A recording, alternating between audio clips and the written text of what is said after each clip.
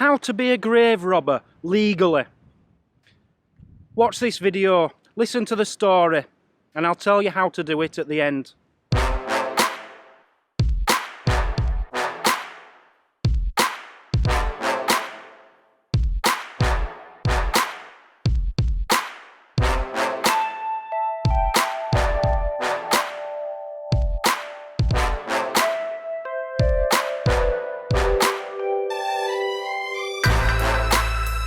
I can feel a little rant coming on.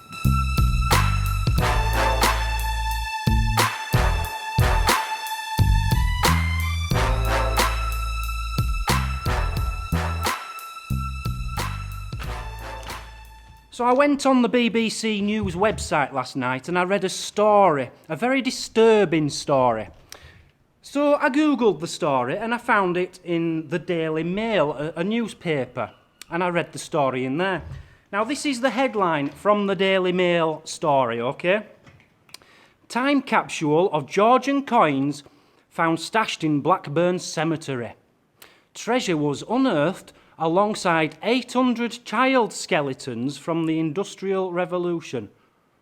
So the main part of the headline is they found this time capsule, not the 800 children. That came later in the headline. Just to give you an idea of where Blackburn is, it's about 50 miles from where I was born. It's in the north of England, right in the middle, not far from Manchester. It's a bit dirty.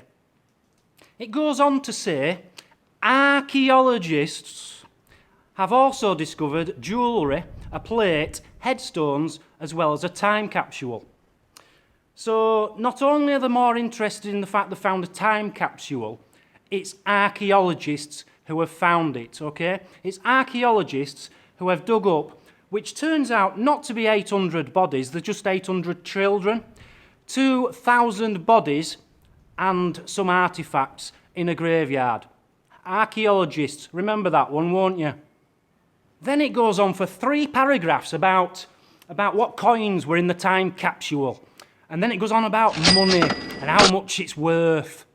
It says, it has not been estimated how much the time capsule of coins is worth, but one 1820 George III gold sovereign coin recently sold for £483 at auction. So can I just get this quite clear? If a metal detectorist found some artefacts in a little time capsule and dug up 2,000 bodies in a graveyard, it would be okay and it would make headline news as a great story. I don't think it would it? And don't give me any rubbish about, yeah, but archaeologists are professionals. Anybody who digs up 2,000 bodies and gets excited about it in a graveyard is not a professional. They're sick. So how did they come across these 2,000 bodies in a graveyard? Why did they dig this graveyard? I'll tell you why. Next line. The bones and artefacts were found at a site of a new road which will link up Blackburn's Wainwright Bridge with the city's orbital route. It's all so they can put a road. So they're digging up this graveyard to put a road through it. Okay? Now take a look at this aerial picture of the graveyard. As you can see where the road goes through there. Now, is it just me being stupid? Why, can I just say, why didn't they just go 30 foot left and then they'd miss the graveyard? On top of that, if you look closely, there's already a road there, man. They didn't have to build another road, just use the road, which is already a road, to get from A to B. It's unbelievable. And the council let this happen. In total, 1,967 bodies were exhumed. It goes on to say, each were carefully cleaned, documented and recorded using 3D technology. Woo! Before being carefully lifted and assessed. Okay, I guess that's rant over. They were carefully cleaned, so it doesn't matter, does it? Or, if you'd like to put it another way, the archaeologists got the toothbrushes out and they brushed away the body tissue away from the bones of 800 children and infants. so that they could see the bones better and take some lovely pictures of them. Something else I'd like to point out here, these are bodies from 1820s. Now that might seem very old to some of you American people. To me it isn't. I've done my family tree. I know where some gravestones are from my family from the 1700s. I've traced my family back to the 1600s. If I knew one of them was one of my relatives, I would be kicking off big style. There'd be more than a rant on a video, I can tell you. And you've got people living in that town, in that village, where that graveyard is, who will know people. They'll have their names, their great-great-great-great-granddad, his name on a headstone. How do you think they feel knowing you've just dug the granddad up and stolen his gold coin? And here's a few other little bits which they found in with the bodies. It says, artifacts buried with bodies include cheap jewellery and other personal items such as brass wedding rings, crucifixes and coloured beads used for children's jewellery. And this bit really gets me. Finds manager Julie Franklin said, the finds assembly was a fascinating insight into the deaths and also the lives of the people buried in the cemetery.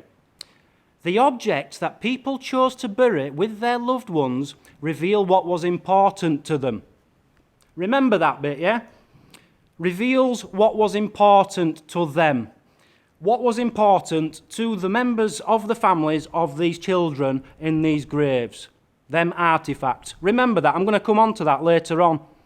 Lead osteologist Dave Henderson said, the excavation has provided a very rare and important opportunity to study the life, health and death of a population of a Victorian town. Now, yes, I accept that you can learn a lot from digging up 2,000 bodies. Nobody's questioning that. You can learn a lot. But that still doesn't make it right, does it? Dave Henderson, I wonder how you would feel if in years to come they dig up your mother, just so that they can find out that she had an ingrowing toenail and she used to eat Big Macs. How will you feel, or would you feel, if you were still alive to know that? The work began on the 29th of June and lasted for 16 weeks. So if they dug up 2,000 bodies in 16 weeks, do the maths, people. In fact, don't do the maths, because I've done it all for you. I've already done it. So you've got 2,000 bodies over 16 weeks. That's 125 bodies per week. They won't have worked weekends. They'll have had an hour off for lunch. They'll have had 15 minutes in the morning, 15 minutes in the afternoon. They'll have worked probably 9 till 5 o'clock. That's 4 bodies per hour. That's 1 body every 15 minutes. So what they're saying is every 15 minutes for 16 weeks, they managed to dig up a body, carefully clean it, document it, and record it using 3D technology, and then lifted it and assessed it. They managed to do all that in 15 minutes, 2,000 times. I'm thinking that's impossible. And this bit really gets me. The local councillor, Mike Lee, he said, the council promised to keep grave disturbances to a minimum, and that is what they have done. How can you call that keeping disturbances to a million? You've just dug up 2,000 graves, for God's sake. You can't disturb them any more than that. It's typical council. The end of the story says, the remains will be interred in the graveyard in the summer and marked with a memorial service, while artefacts will likely go on show at Blackburn Museum. So, it just gets worse. So they've dug up 2,000 bodies. They didn't have anywhere to put them before they started digging them up. Surely you arrange where you're going to put them after you've dug them up. I can understand if you have to build a road, you take a casket out, yeah? You take the casket out and you put it somewhere else. You don't forget the toothbrushing and the archaeology crap. You take it and you move it from A to B as respectfully as you can. This isn't what they're doing, is it? They're digging them up, they're brushing them down, using the 3D technology, taking their artifacts off them, leaving them in the back of the graveyard for 6 months until they can be bothered to rebury them. Not only that, The artefacts are going in a museum! What? Can you remember what that woman said earlier, that archaeologist woman? It was very, very important for the family that these artefacts were buried with these people. You don't seem to give a toss now, do you, love? Oh, no, you're happy to put them in a museum. This is just grave robbery. There's nothing else to call it, man. So just to bring this story to a conclusion, it's grave robbery. It makes me sick. And it makes me sick how the media can turn this into how we've learnt so much about times from the 1800s, from digging up these 2,000 people. If anybody else in the world did it, we'd get arrested and put into prison. But because archaeologists do it, it's okay. If I was to find a pot of gold in a graveyard, it would make headlines, yeah, because it'd be a big court story about Deep Digger Dan going to prison. Please feel free to put your comments below, but I will warn you all, anybody who tries to disagree with anything I'm saying or defend these archaeologists in any way, I'm afraid I probably will give you a nasty reply back, because there's nothing to defend what they're doing. Yes, I understand if you find a body and it needs digging up, which isn't in a graveyard, that's understandable. Take it out of wherever it is and put it in a graveyard.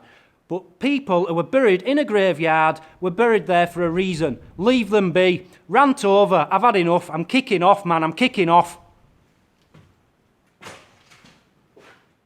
So all you have to do, guys, is study very, very hard and become an archaeologist, because archaeologists can legally be grave robbers. That's the end of my rant. I'll see you all later. I'm disgusted. Goodbye.